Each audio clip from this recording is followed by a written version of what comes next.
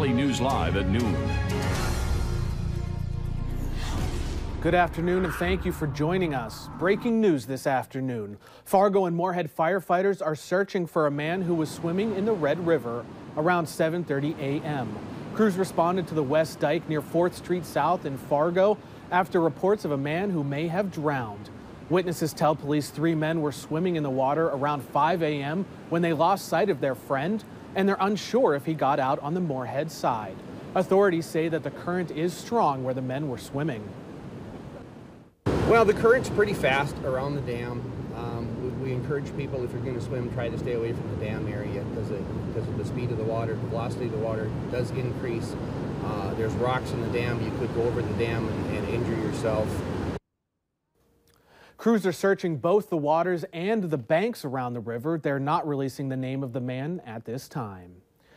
A developing story now out of Gwinner, North Dakota. The Sargent County Sheriff's Department confirms for us that a man is dead after his plane crashed just 8 miles west of town.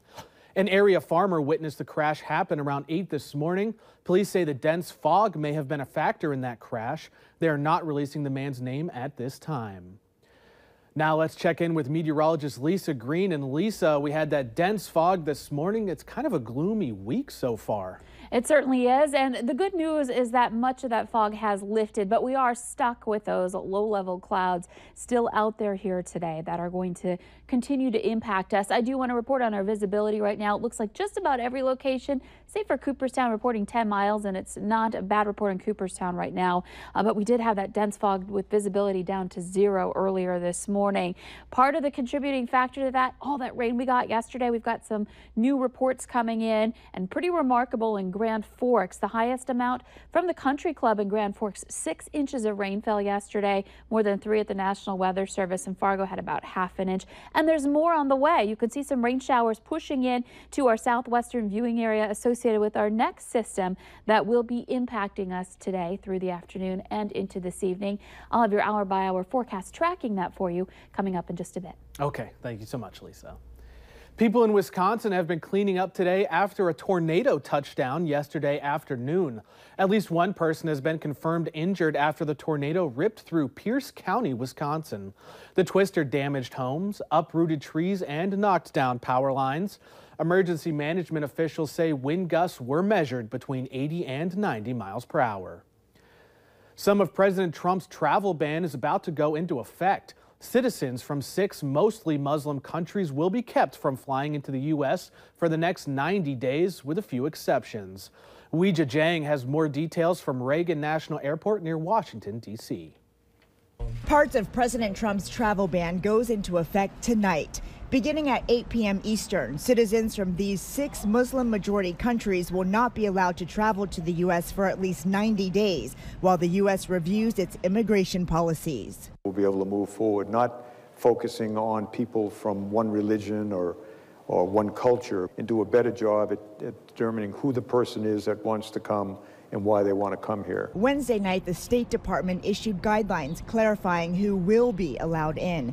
People with a close family member in the U.S., such as a parent, spouse, child, or sibling, will still be allowed to travel here.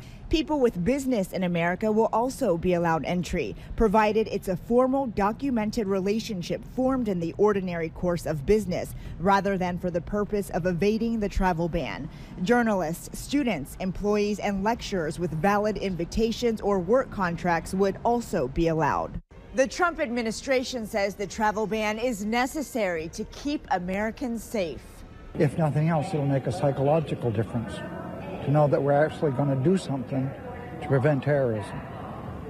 And it's about time. I think we need to do more about the terrorism and the hatred that is created amongst the people who've been born here. I don't think it's going to do anything to improve the situation at all. The Supreme Court will hear arguments this fall to determine if the ban is constitutional. Weijia Jiang, CBS News, Arlington, Virginia. President Trump first proposed a travel ban during his first week in office, but lower courts have prevented that ban and a later revised version from taking effect. The Supreme Court's ruling Monday allowed the ban to move forward until they decide the case. Work has wrapped up for an overnight detour on I-29 South in Fargo, but there will be one more night of detours.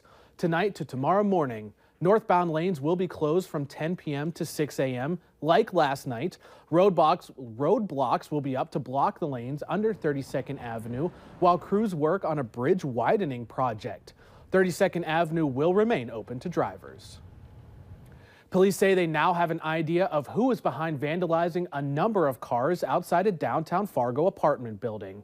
However, they are not releasing details on the suspect at this time.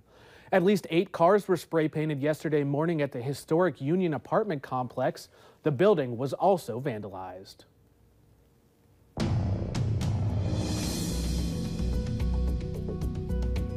Scammers are at it again. Someone has been calling people in Moorhead and impersonating area law enforcement. This time they're trying to pass themselves off as Moorhead Police Chief Dave Ebinger. This exact scam went through Cass County 2 weeks ago when callers were claiming to be Sheriff Paul Laney. If you get a call like this, contact the Red River Regional Dispatch Center at 701-451-7660 to report the incident. NATO says allies have agreed to send more troops to Afghanistan to help train and work alongside the country's security forces. Speaking in Brussels, Belgium today, NATO's Secretary General said 15 nations had already pledged additional contributions. He expects other allies and NATO partners to pledge more contributions at a meeting of the military alliance's defense ministers later in the day. The woman charged with shooting and killing her boyfriend in Norman County during an internet stunt is out on bail. 19-year-old Mona Lisa Perez was released from jail after posting $7,000 under the conditions that she will wear a GPS monitor and have no access to firearms.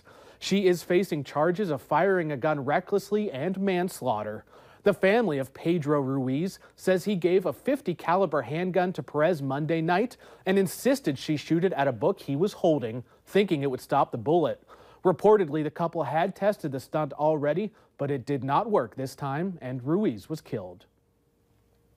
It's that time of summer. Today, the cities of Grand Forks and East Grand Forks will be ground spraying for mosquitoes from 9 o'clock p.m. to 1 o'clock a.m., weather permitting.